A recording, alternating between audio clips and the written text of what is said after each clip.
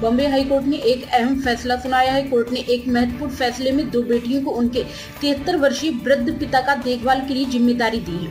यह फैसला उस समय आया जब पिता को मानसिक रूप से असक्षम घोषित किए जाने के बाद उनके भरण पोषण और देखभाल की जिम्मेदारी तय करने का मामला अदालत के सामने आया।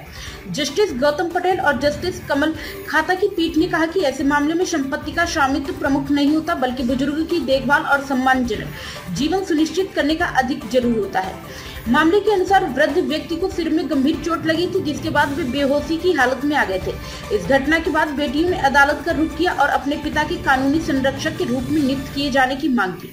कोर्ट ने पाया कि बुजुर्ग व्यक्ति अब अपने निर्णय खुद नहीं ले सकते और उनके भरण पोषण व देखभाल के लिए संरक्षक की आवश्यकता है। अदालत ने कहा कि मानसिक असक्षमता से जुड़े मामलों में संपत्ति के अधिकार की लड़ाई से अधिक महत्वपूर्ण है देखभाल की जिम्मेदारी।